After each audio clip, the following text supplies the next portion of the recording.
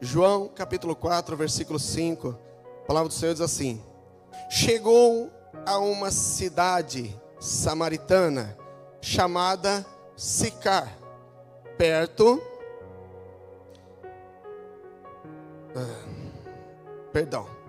Chegou a uma cidade samaritana chamada Sicar, perto das terras que Jacó dera a seu filho José. Estava ali a fonte de Jacó. E Jesus, cansado da viagem, assentou-se junto à fonte. Era quase meio-dia.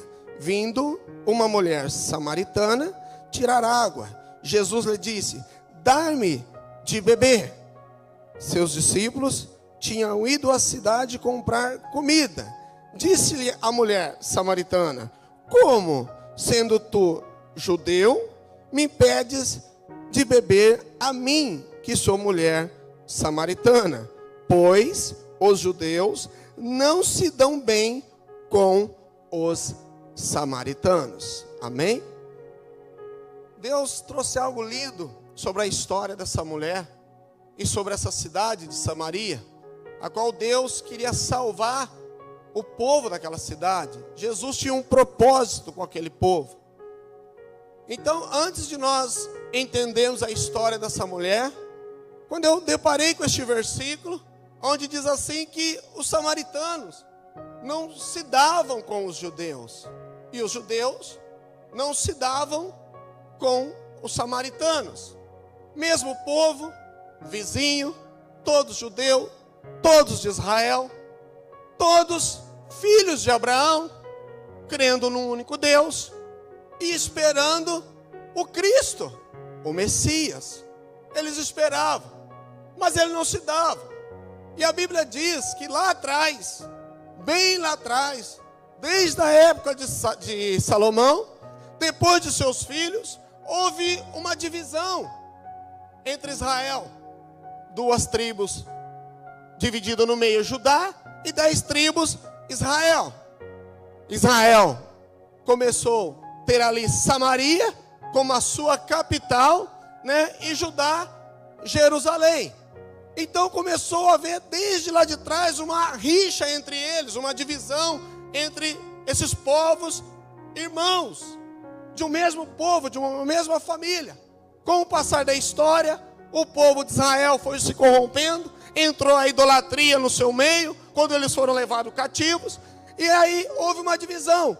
Um achava que era melhor que o outro, porque a idolatria tinha entrado no meio ali de Israel. Então os judeus não o aceitavam mais, não o viam mais como o mesmo povo, porque via que o pecado da mistura de povos tinha entrado no meio deles, eles tinham permitido.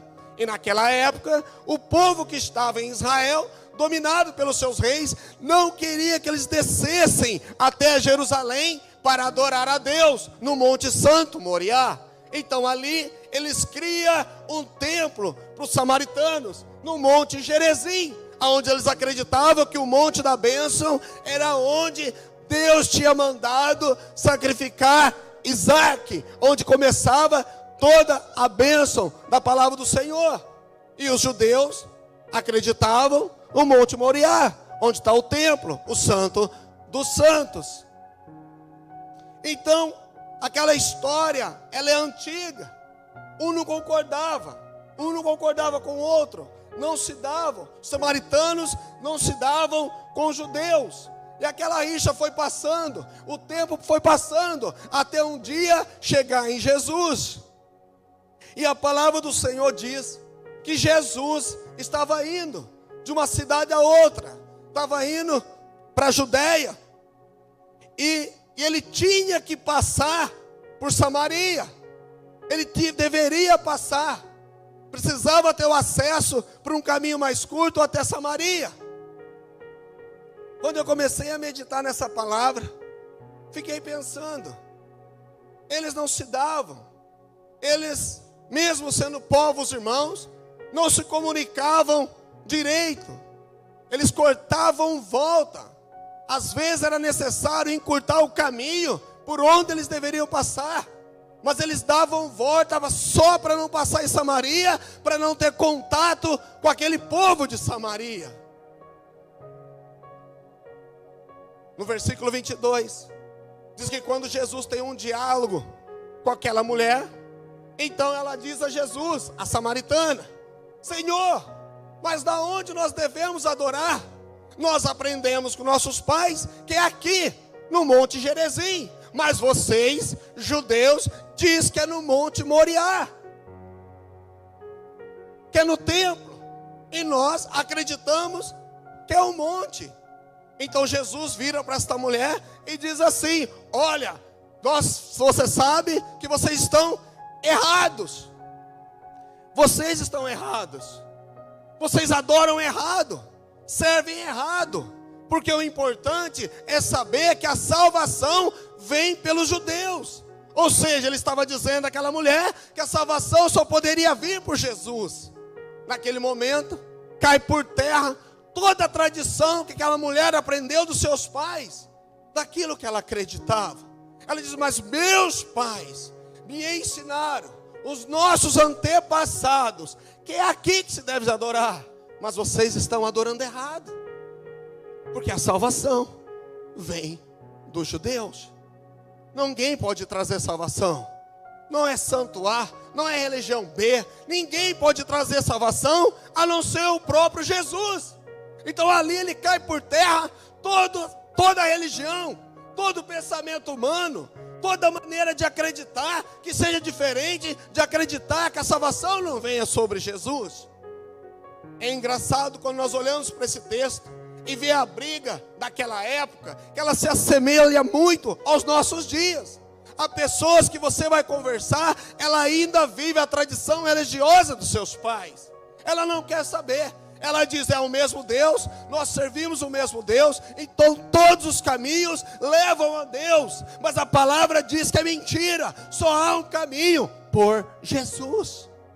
Ninguém vai levar a salvação se não for Jesus Cristo. Mas ela estava presa naquilo, ela estava presa na tradição de seus pais, ela estava presa na religião que foi a ensinada. Nós vemos aqui agora uma linda apresentação de uma criança, mas quando ela chegar à sua idade adulta, será perguntado a ela, como foi perguntado hoje à tarde aqui, para aqueles que vão se batizar: é de livre, espontânea vontade, para que você tenha poder de decisão de quem você quer servir. Ninguém pode ser obrigado a servir a Deus, mas há pessoas que estão presas a uma tradição. Eu não posso mudar de religião, porque é a religião dos meus pais, que era a religião dos meus avós. Assim eu aprendi, assim eu vou viver e assim eu vou morrer. Aquela mulher vivia isso, acreditava no mesmo Deus, esperava o Messias, mas servia errado, de uma maneira errada. E hoje é da mesma forma. Você vai falar, você vai conversar: não, é minha religião. Nós servimos o mesmo Deus. E aquele povo de Samaria, a idolatria tinha entrado em seu meio. Seus povos tinham se misturado.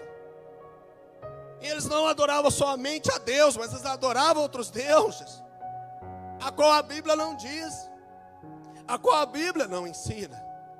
E nós vemos a grande semelhança a qual nós vivemos nos nossos dias, que é da mesma forma. Por incrível que pareça, não se escandaliza o que eu vou dizer, mas até no nosso meio, da igreja evangélica, há uma mesma situação. Igrejas que não se dão, pessoas que não se dão umas com as outras. Quando você para falar de Jesus, ela pergunta, você vai falar, vê ela dando a paz do Senhor, você vai conversar, e ali ela já pergunta que igreja que você é, se você é pentecostal. Porque há uma divisão, há uma meninice nisso. Aqueles povos, Samaria, os samaritanos e os judeus, estavam discutindo aonde se deveria adorar. Hoje ainda, se você conversar com uma pessoa, ela vai perguntar qual é a sua igreja. Por incrível que pareça, há pessoas que ficam preocupadas se o pastor está pregando de gravata ou sem gravata, se o pastor usa barba ou não usa barba, se as irmãs usam saia no altar ou não usam saia, se a igreja é pentecostal, se crê em línguas, se crê no batismo do Espírito Santo, se crê nos dons ou não, se ela é neopentecostal, se ela é pentecostal, se é a igreja nova. Quantos anos tem a sua igreja? É difícil acreditar nisso, mas ainda existe. Existe no nosso meio, em todo lugar, em todos os dias. Pessoas que ainda não entenderam a essência, ainda vivem preocupado se a sua igreja é maior. Se a sua igreja é maior, ela é mais avivada, tem mais gente. Se a sua igreja é menor, ela é mais espiritual, ela é mais humilde. Por ser mais humilde, ela é mais espiritual. Bobagem. Bobagem. Criado à mente humana. Falta de água viva. Falta da essência. Falta da presença verdadeira de Jesus em sua vida. Por incrível que pareça, eu creio que aqui não exista dentro dessa igreja. Se tem, eu não sei. Mas até mesmo dentro da igreja, existe irmão que também não se dão com o outro. Que às vezes entra por uma porta, outro sai por outra. Você não gosta? Gosta, ama, amo. Você não crê no mesmo Deus? Não toma a mesma Santa Ceia? Não participa da mesma comunhão? Participam, mas é ele no canto dele e eu no meu. Se aqui tem, eu não conheço. Mas todo lugar tem. Não se falam, não se cumprimentam. Ainda não entendeu o que Jesus verdadeiramente significa para a sua vida. E às vezes são por bobagens. Eu me lembro na minha adolescência, né?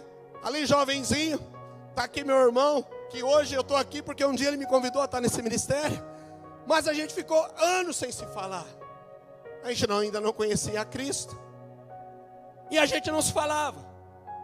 Brigas bobas, tolas, que se você me perguntar o motivo, eu não sei dizer o porquê. Mas a gente não se falava. Morava dentro de uma mesma casa, dormia no mesmo quarto, e ficou anos sem se falar. Eu não tenho vergonha de dizer isso, porque um dia Cristo transformou a nossa vida. Mas ali a gente não se falava, se amava, mas não se falava, não compartilhava. Anos bobos, perdidos, morando dentro de uma mesma casa. Um entrava por uma porta, outro saía por outra. Ia para o quarto, imagina isso, dormir no mesmo quarto. Dormia na cama, um virava para o lado de um lado, outro virava para o outro. Anos tolos, perdidos. Hoje a gente trabalha junto, a gente é muito grudado até demais, né? Tá aqui lindão lá no fundo lá, uma benção. Mas a gente não conhecia a Cristo. Pensava que conhecia, vivia a tradição dos pais, vivia uma religião, acreditava em Jesus, mas Jesus ainda não fluía a água viva dentro do nosso ser. Então a palavra do Senhor diz: aquela mulher vivia isso. Não se falavam, cortava a volta para não falar um com o outro, porque se odiavam, sendo irmãos, sendo filhos de Abraão, não se falavam, cortava a volta, dava uma volta grande. Alguns dizem que um caminho que durava 6 de uma cidade a outra, poderia ser feito em 3. Eles preferiam fazer em 6, só para não passar na porta da casa do outro. Não se fala. E aquela mulher diz a Jesus: nossos pais assim, como nossos pais. Ou seja, na sua essência, ela nem sabia o porquê da briga.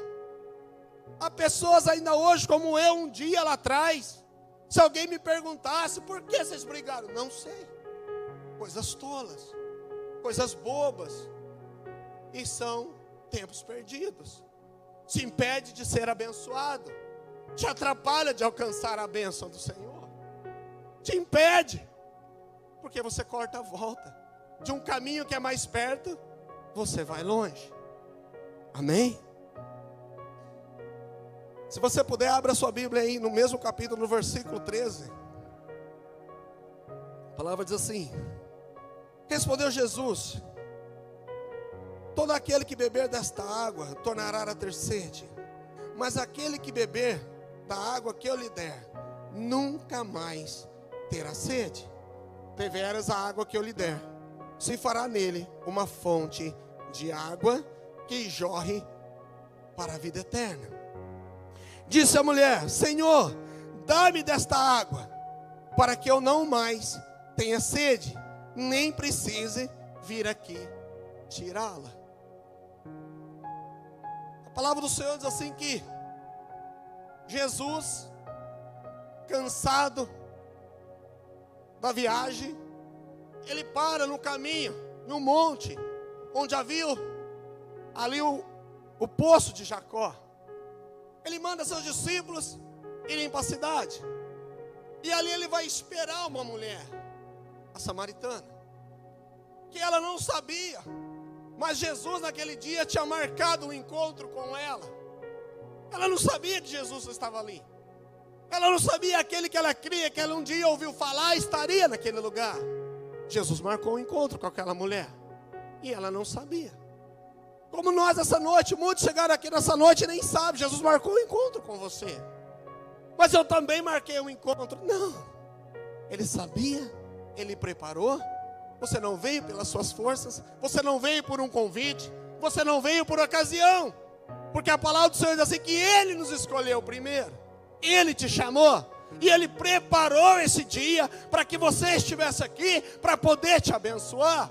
Jesus marca o encontro com aquela mulher, não é um horário comum, era um horário diferente, meio-dia, baixo de sol. Os irmãos que estiveram lá, o Fernando, o pastor, a pastora, os irmãos que estiveram em Israel, sabem melhor que nós. Imagina o sol, o calor do deserto. Esses dias está fazendo um calor insuportável. Então imagina no meio do deserto. Imagina em Israel o calor. E Jesus marca o encontro com aquela mulher, ao meio-dia, a qual ela ia, a palavra do Senhor diz assim, que ela ia sozinha buscar água. Por quê? Porque as mulheres iam ou de manhãzinha ou no final da tarde, onde o sol era mais ameno. Mas essa mulher, ela não tinha ninguém para ir com ela, porque ela vivia uma vida que para muitos não era exemplo. A palavra do Senhor diz assim, que essa mulher, quando Jesus revela a ela a sua vida, diz a ela: você teve 5 maridos, e o que você tem hoje não é seu. Muitos vão dizer que essa mulher, ao nosso princípio, quando nós ativamos o nosso espírito de juiz, vai dizer que é uma prostituta. Mas a Bíblia não diz que ela é uma prostituta. A Bíblia diz que ela teve 5 maridos. A Bíblia também não diz por que seus casamentos foram destruídos. Há muitas teorias sobre relação a isso, mas se a Bíblia não diz, eu também não vou dizer. O importante é que a Bíblia não diz que ela é uma prostituta, mas a Bíblia diz que era uma mulher, que ela ia sozinha buscar água, porque o seu exemplo de vida, a sua situação de vida não era do melhor momento, e as pessoas daquele lugar não queriam ser vistas com ela. Então as mulheres ou iam de manhã ou iam no final da tarde, e ela então, para não ser julgada a sua condição de vida, ela ia ao meio-dia buscar água sozinha. Imagina você, eu não sei a distância, mas imagina você no meio do sol, e buscar um cântaro de água, entre 15 e 20 litros, talvez 1, talvez 2. Quando eu morava no sítio, era criança, de vez em quando dava uns trem na bomba d'água, entrava ar, eu não lembro, que eu era criança. Minha mãe está ali, ela vai lembrar disso. Aí tinha uma ribanceira longe, cata o balde, vai lá buscar água. Acho que ela lembra disso. E pegava o balde, a bomba parava lá embaixo, a gente ia lá no riacho, lá embaixo buscar água. E subia com aquele balde. Acabava aquele balde, ela mal colocava na panela, falava assim: volta a buscar outro. Eu falei: mas outro? Busca outro. Eu falei: Jesus, é pesado. Um balde para homem. Só que quando você tem união, você vai junto, que eu fico imaginando aquelas mulheres que iam todas nesse poço buscar água, elas iam junto, em grupo, se torna mais fácil. Você já viu quando você vai fazer um serviço diferente, um serviço pesado, quando você está em 2, como a hora passa, como tudo fica mais fácil? Você vai conversando, você esquece o peso. E quando está muito pesado, para um pouquinho, bate o papo um pouquinho, conta umas histórias e toca o barco. Ou de repente pega o balde, um pega de um lado, pega do outro e vamos embora. O meu não está tão pesado, dá aqui o seu, vamos junto. O trabalho em dois se torna mais fácil. Em grupo melhor ainda. Conta umas histórias, conta umas piadas sadias e vai embora. Vai, toca o barco. Mas essa mulher não. Ela ia sozinha, ao meio-dia, ao sol quente, sem ninguém para conversar. Talvez sua cara fechada, sem sorrir. Porque sabia que se olhasse para alguém, já lá vai ela tomar o marido de mais alguém. Se alguém me ver com ela, eu vou passar vergonha. Vão falar que eu já estou dando um lado para ela. Olha a situação dessa mulher. Ela ia sozinha. Talvez cabeça baixa, cara fechada. Quando eu comecei a meditar nisso, irmãos, tocou meu coração. Por quê? Porque às vezes você olha para uma pessoa, você vê ela de cara fechada, não sorri, e logo se julga. É uma pessoa chata. Pessoa chata, né? Fala com ninguém, né? Não sorri, não brinca. Mulher esquisita, homem esquisito. Alguém conhece alguém assim? Todos nós conhecemos pessoas assim. Mas ninguém para entender a sua história. Ninguém sabe por que ele é assim, ou por que ela é assim. Talvez como aquela mulher, 5 casamentos. Volto a dizer, recusa dizer que aquela mulher era uma prostituta. Não. Situações na vida que dão errado. Na intenção de ser feliz, tenta uma vez, tenta 2, tenta 3. E logicamente que se hoje na sociedade já é condenado, imagina naquela época. Que até hoje o judeu ele não fala nem com a sua esposa em público. Imagina então a situação de solidão que vivia aquela mulher. Talvez chegue a um ponto da sua vida e fale assim: eu nem vou tentar mais, vou viver com esse mesmo aqui, que nem marido é. Já desisti, 5 não deu certo, vou tocar o resto da vida com esse aqui. Uma vida sofrida, humilhada, sem ninguém. Então, com certeza, isso trazia nela uma casca. Cada vez que algo dá errado, vai criando uma casca. Chega uma hora que a pessoa não tem motivo para ficar sorrindo. Não é bobo da corte para ficar fazendo ninguém rir. Mas talvez a sua condição de vida leva naquela situação. O sofrimento, o julgamento, o juiz que há dentro de cada um de nós, que precisa ser controlado todo dia, para não julgar o seu próximo, para não julgar o seu irmão. Eu não julgo ninguém. Mentira. Todo dia você tem que clamar ao Senhor pela misericórdia, para você não estar deixando que o juiz que há dentro de você domine a sua vida, porque senão você age mais com julgamento do que com misericórdia. Então eu fico imaginando que a situação daquela mulher era mais ou menos isso. Seu rancor, sua cara fechada pela situação de vida a qual ela vivia. Mas Jesus marca um encontro com essa mulher. Ao meio-dia, ele está sentado, esperando ela vir, e ela vem. Quando ela chega ali, ele fala com ela: você não me ajeita aí um copo d'água? Ela acha estranho um judeu falar com ela, homem, sozinho, e judeu. Eles não se davam, eles não se falavam. Jesus estava arrumando apenas um pretexto para puxar um assunto, para evangelizar, para quebrantar aquela mulher. É a mesma coisa você chegar, às vezes num ponto de ônibus, quer evangelizar alguém, uma pessoa do seu trabalho, e dizer: nossa, está calor esses dias, hein? E ali você começa um diálogo.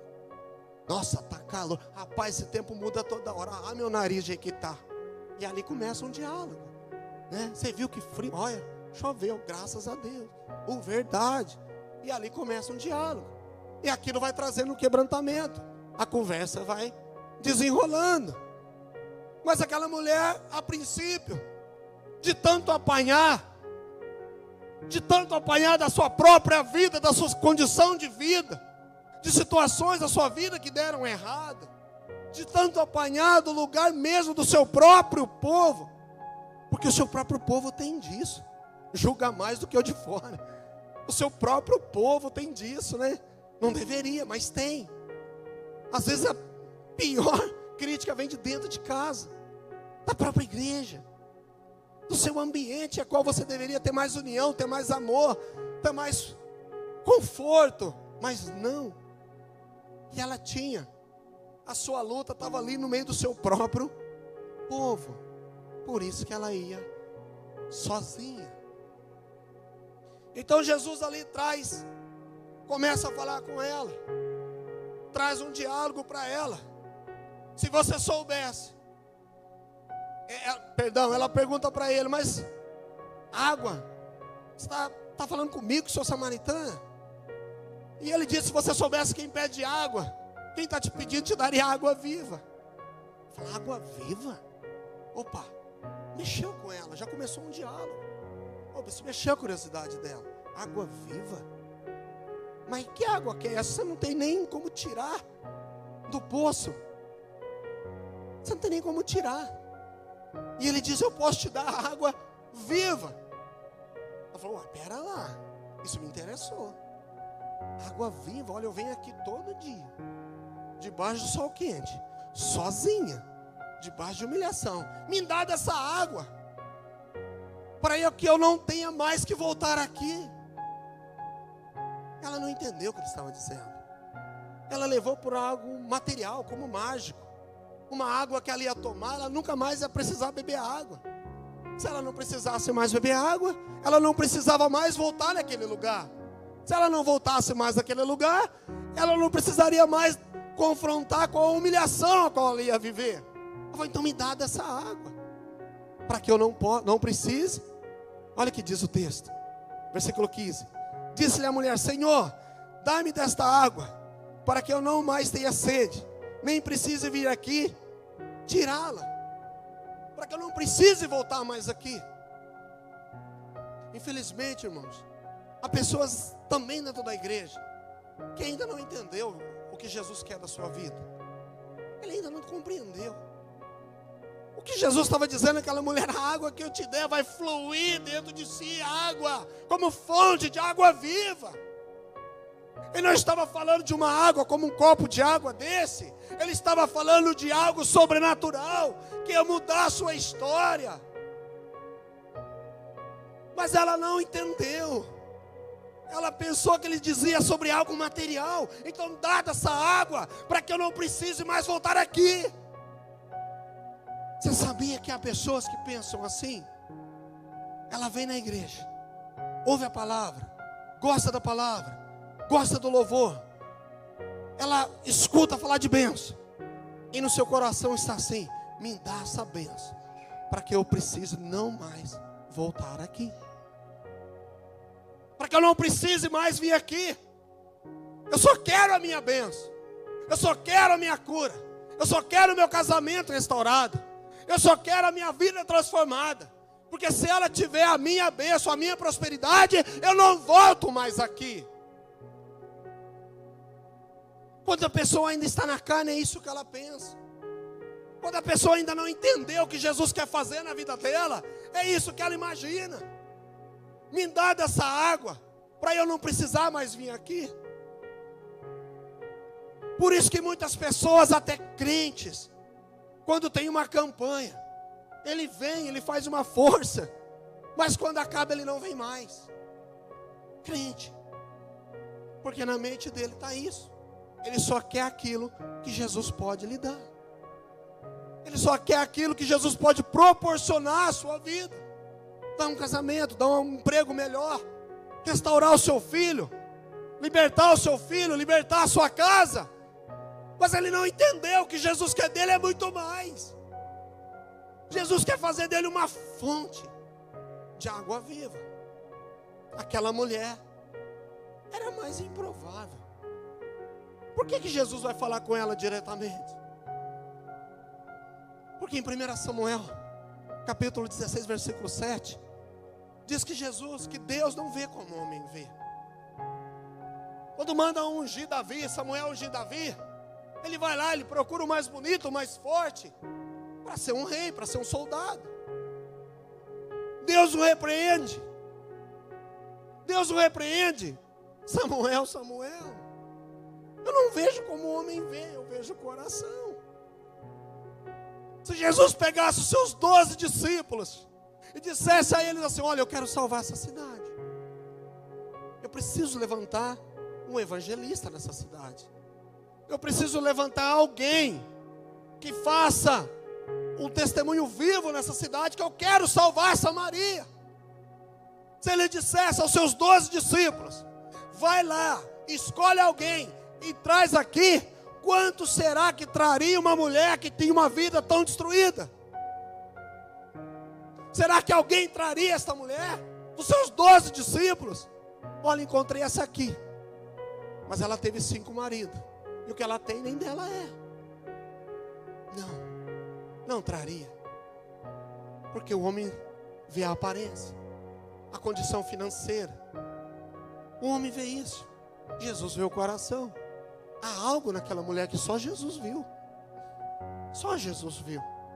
Uma vida sofrida, um coração sofrido. Há pessoas que não têm o seu casamento destruído, têm um casamento abençoado, mas a sua vida está sendo surrada. E às vezes nem é culpa sua. Tem pessoas que as pessoas julgam. Às vezes o filho se perdeu, é culpa sua. A filha se perdeu, é culpa sua. Seu casamento acabou, é culpa sua. Nem sempre.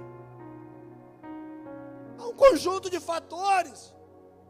E quando Jesus chega diante dela, Ele revela isso a ela. Ele faz sem julgamentos.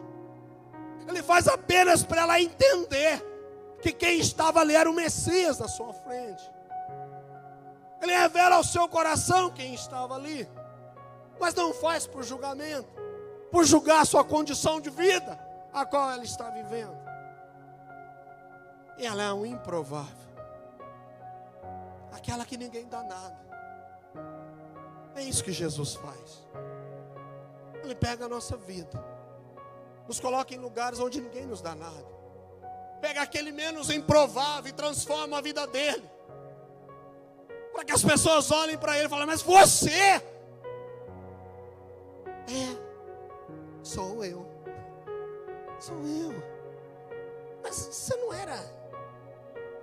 deixa até para lá. É isso que Deus faz. E aí então aquela mulher olha para Jesus, querendo receber desta água. Me dá dessa água, para que eu não precise mais voltar aqui. Então ele diz: vai lá, chama teu marido e vem. Eu não tenho marido. Disseste a verdade, não tem. Esse que você tem não é seu. E ela então percebe que ele é um profeta de Deus, mas ainda não entendia que ele era o Messias. Até ele se revelar a ela: eu o sou. Aleluia. Até ele se revelar a ela. Então ela pergunta para ele: Senhor, então aonde se deve adorar? Porque até hoje eu aprendi que é no Monte Gerizim, no templo de Samaria. Mas vocês dizem que é em Judá, em Jerusalém. E ele diz: a hora é chegada, que os verdadeiros adoradores adorarão o Pai em espírito e em verdade. Não é aqui, não é ali, não é a igreja A ou a igreja B, mas é aquele que o adora em espírito e em verdade dentro do seu coração, porque o Pai é espírito. Não adianta nada eu chegar aqui bonitinho com uma gravata, chegar aqui e falar até bonito ou meio errado do jeito que eu falo, mas chegar na minha vida e não viver esse Jesus, na minha casa, no meu carro, na minha família, no meu trabalho. Preciso viver a verdade para que flua dentro de mim essa água viva. Porque quando essa água viva flui dentro de mim, eu não estou preocupado com aquilo que Ele pode me dar, mas eu quero aquilo que Ele já me deu, que é a salvação. Aleluia. Aquela mulher tinha uma vida sofrida. 5 homens. E o que ela tinha hoje nem era dela. Tem pessoas que não têm um casamento destruído, tem um casamento bom, mas vive uma vida sofrida por homens. E eu vou explicar por que rapidinho. Já se passaram em muitos lugares, muitas igrejas, muitos ministérios, não se decepcionaram com Jesus, mas se decepcionaram com homens. Há uma pesquisa, há uma expectativa que hoje há mais desigrejados do que gente dentro da igreja. Há pessoas hoje mais desviadas do que frequentando uma igreja em comunhão com Cristo. Por quê? Porque lá atrás foram decepcionadas por homens. Passaram em uma igreja e foi decepcionada, passaram em outra e foi decepcionada. Procurou uma religião, procurou outra, e só decepção.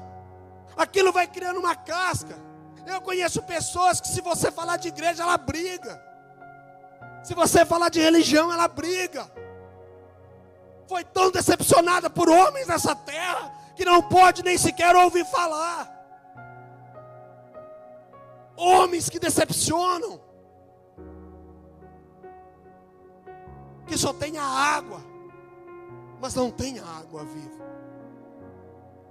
Não tem a água como Jesus. Não tem água viva como Jesus. E hoje não consegue, criou uma casca tão grande que fica difícil penetrar. Muitas decepções. E não consegue deixar que a água entre no seu coração. Quando Jesus revela a ela: eu sou que falo contigo, seus olhos são abertos. Quando eu falei essa mensagem, que eu ia ministrar aos irmãos, a minha esposa, ela deu um título a essa mensagem: quem sobe o monte chorando, vai descer sorrindo, pulando de alegria. Aleluia. Aquela mulher sobe o monte todos os dias da sua vida chorando, triste, cabisbaixo. Mas nesse dia há um encontro. E ela desce sorrindo. Ela desce saltando de alegria, porque ela encontra o Messias. E se nós lemos o texto, eu não vou ler por causa do tempo, mas a Bíblia diz que ela deixa até o seu cântaro e desce correndo para encontrar as pessoas, aqueles que não olhavam na sua cara, aqueles que não falavam com ela. Ela não se importava mais. Ela queria dizer para todo mundo que ela tinha encontrado Jesus. O texto diz que ela larga o seu cântaro, aquela água física que ela vinha buscar. Agora ela encontrou a água viva. A água física ela pegava depois, mas a água verdadeira, a água viva, a água da salvação que ela tinha encontrado, fez naquele momento ela sair correndo. Subiu um monte chorando e desce chorando de alegria, porque agora Deus vai escrever uma nova história na sua vida. E a Bíblia diz que quando ela chega ali, ela começa a contar. Não quer nem saber do seu passado, porque Jesus apaga o passado. Jesus quer que as pessoas desprendam do passado e vivam uma nova história. Que saia, largue o passado e comece a viver uma nova história. Que a água viva venha fluir em seu coração. Para nós já irmos encerrando. Versículo 39 diz assim. Glória a Deus. No mesmo capítulo. Muitos dos samaritanos daquela cidade creram nele, por causa do testemunho da mulher. Disse-me tudo o que eu tinha feito. Aproximando-se dele, os samaritanos rogaram-lhe que permanecesse com ele, e ficou ali 2 dias. Oh, glória a Deus. Alguém que não era nem bem recebido, agora fica aqui. Oh, glória, fica aqui. Olha que coisa linda isso. Glória a Deus. Versículo 41. E por causa das suas palavras, muitos mais creram nele. Olha o 42, que lindo. Glória a Deus. 42 assim: diziam a mulher, olha, alguém que não queria nem falar com ela, andar com ela, está perto dela. E olha o que eles dizem agora. Diziam a mulher: já não é pelo teu dito que nós cremos, agora nós mesmos ouvimos falar e sabemos que este verdadeiramente é o Salvador do mundo. Aleluia! Olha que lindo! Aquela mulher fechada, humilhada, recebe Jesus verdadeiramente, a água viva. Ela desce correndo, compartilhar com as pessoas quem ela encontrou. E aquelas pessoas ouvem seu testemunho, veem o seu rosto brilhando, vê esta mulher sorrindo, vê esta mulher saltando de alegria. Tudo ficou no passado, agora ela quer Jesus, ela só quer Jesus. Aleluia! E eles vêm, ouvem ela, e ao ouvir ela, eles ficam felizes, e vai até lá. Vamos ver essa história, essa verdadeira. Quando eles chegam lá, eles veem Jesus. E eles dizem à mulher: nós viemos por causa do seu testemunho. Nós viemos. Até poucas horas, segundos, minutos atrás, o testemunho dela era horrível. Ninguém queria estar perto dela. Mas agora, em poucos minutos, essa mulher já tinha um novo testemunho.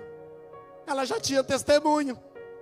E agora eles dizem: nós viemos por causa do seu testemunho. Olha que lindo. Olha que lindo, queridos. Diziam a mulher: já não é pelo seu dito que nós cremos, agora nós mesmos ouvimos falar e sabemos que este verdadeiramente é o Salvador do mundo. Nós viemos pelo testemunho, mas agora nós mesmos vemos. Hoje é um dia de família. Talvez a situação sua é diferente dessa mulher, não é pior ou melhor, mas talvez você também precisa de algo transformador dentro da sua vida, do seu coração, porque só com a água viva de fluir da sua vida que vai transformar a sua família. Quando você chegar na sua casa, vamos colocar de pé, e você crê nessa palavra que você ouviu nessa noite,